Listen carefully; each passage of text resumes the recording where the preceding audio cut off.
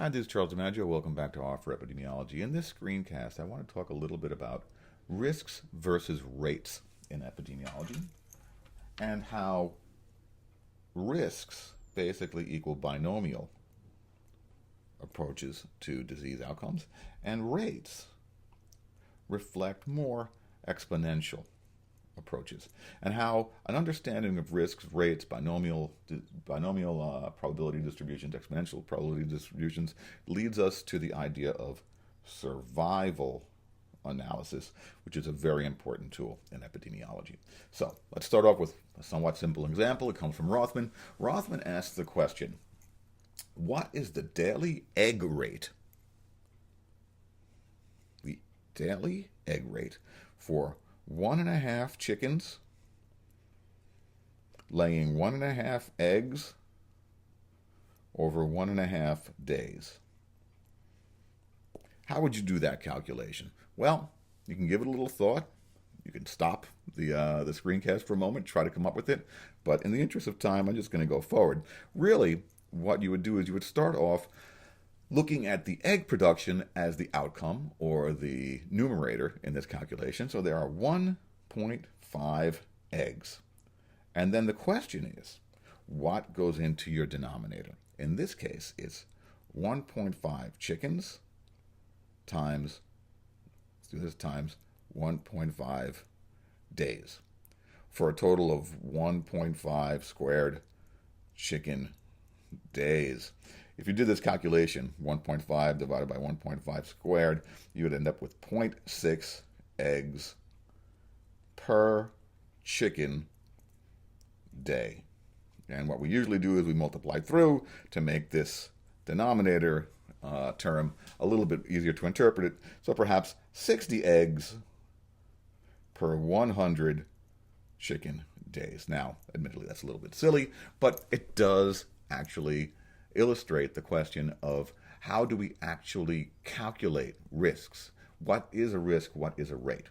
So let's take a more epidemiologically relevant example. You have 100 people, and among those 100 people, there are 40 events of some kind, perhaps deaths in this unfortunate population. Well, what is the risk of death in this population?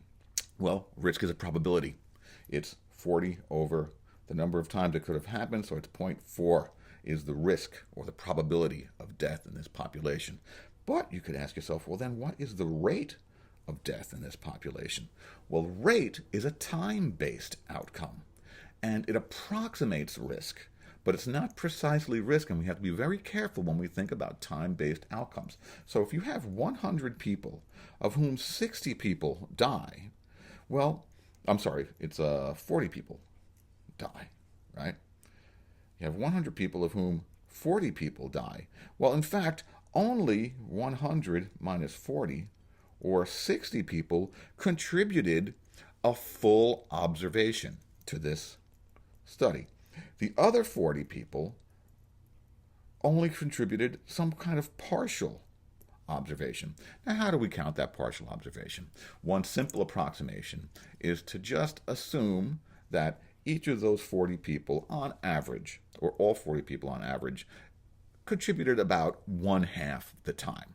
So it would be, let's say, 60 plus 1/2 times 40 would be our total observations. And that 60 plus 1/2 times 40 is really what would go in our denominator for the rate, and there would be 40 here. Now, if we actually calculated through on this, 60 plus 20 is 45, actually it ends up being 0.5. The rate is 0.5 per person time of observation.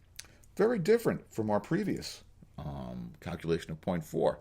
In this case, very different because the outcome is so common, and we'll talk a little bit about that. But we could go even further.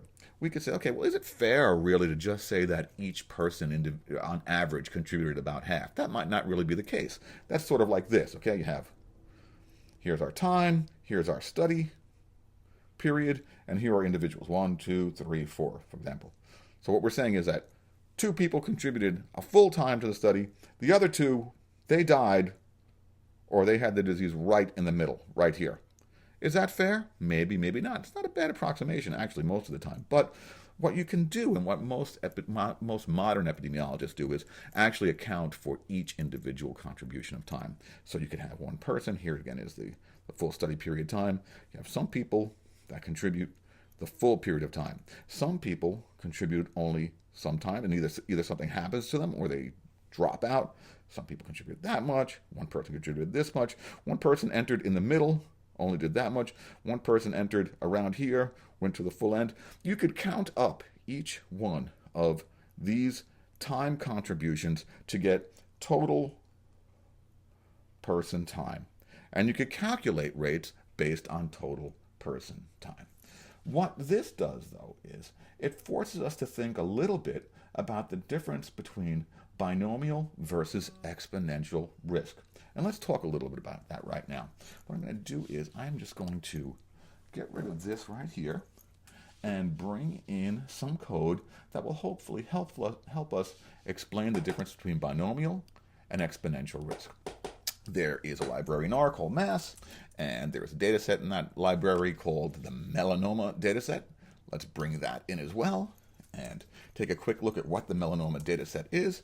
And we see here that the melanoma dataset is a series of 205 observations, 205 patients from Denmark who had malignant melanoma, which is a thoroughly miserable disease, and the number of how long they survived after the diagnosis in days, and whether, and by survival, what they mean is like there's three possible outcomes. They died from melanoma, or at the end of the study, they were still alive, or they died from some other cause. And that's basically the three main outcomes you could have in some kind of survival or cohort study. Also, their gender, their age, the year in which they had a procedure done, the thickness of the lesion, and whether it was ulcerated or not, all of which contribute to prognosis, I imagine. So we could use this data set to extract and calculate both the rate and the risk. Let's calculate the rate first. So the first thing we're going to do is we're going to calculate the number of deaths, the total number of deaths, by summing up all the people in melanoma with a status that was equal to 1. Then we are going to calculate the total person time for our denominator, over which to place the number of outcomes. And that's the sum of time. And we're going to divide by 365 days per year to put it in, because it's day data, and we're going to put it into year format. Then we are going to calculate the mortality rate, which is just the number of deaths over the total person time. We do that. And just to make it simple, we're going to round that off and multiply it by 100 to get the mortality rate as a percent, which here is, there was a 4.6 mortality rate per year. Remember, that time element is extraordinarily important in this case. We're not calculating overall risk, we're calculating rates. So here it is, 4.6 deaths per year. That's a pretty awful disease, like I said. We could also calculate the risk of mortality in this group.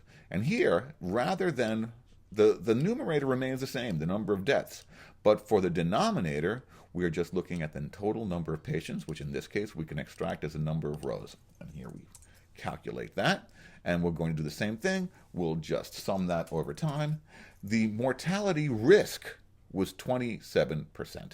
If you were in this study, there was basically a 28% probability that you would die as part of the study.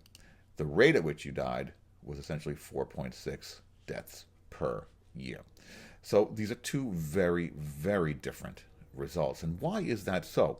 One way we can illustrate why that's so, and we teach this to really entry-level epidemiologists, the difference between rates and risks, but sometimes it's better to illustrate these things with a graphic. At least I think so. This is one of the nice things about R. You can always explain things to yourself. So here is that rate again. We're going to call it mortality rate 1. And this is the number of deaths over total person time. I'm just going to save it there. What I'm going to do right here, and we're going to round it right here just so you can see that it's the exact same thing, right? There you go, 4.6. Now, I'm trying to remember, where did I do that simulation? I'm sorry. I skipped over what I wanted to do over here. What we're going to do is we're going to look at risks versus rates and start with risk. Risk, as I said, is essentially a binomial outcome. Part of it could be modeled as part of the binomial probability distribution. There is a function in R called R binom, which is a random function. We've used R normal a bunch of times, we've used sampling, but this is a binomial distribution function, and we could sample 1,000 times with the size of each sample being, we could do 1,000 experiments with the size of each experiment basically being the number of people in the melanoma data set, and using as our probability of outcome the risk factor, the risk, the probability of risk, the probability of death that we calculated. Do that 1,000 times, save it in a series of observation called Sim1 for simulation 1, and let's plot the density of those simulations to see what we get. And here then is what risk looks like overall. And we see it basically around here. It's at this, it goes up here, and it looks essentially like, it's a binomially distributed thing, and because there are so many observations, it approximates the normal. But let's say we actually wanted to calculate the exponential distribution for this experiment. Well, in this case, we would use our rate, and we would submit that to the random exponential, do it 1,000 times, save it as simulation 2, and here's what the exponential distribution would look like. Really very, very different. So these are actually measuring very different things, and we need to be very careful when we start talking about that. In the next screencast, I want to introduce the idea of hazards and the Kaplan-Meier survival tool and proportional hazards, and then we'll go through an example and we'll go through some tools in R that are available for you to use these tools.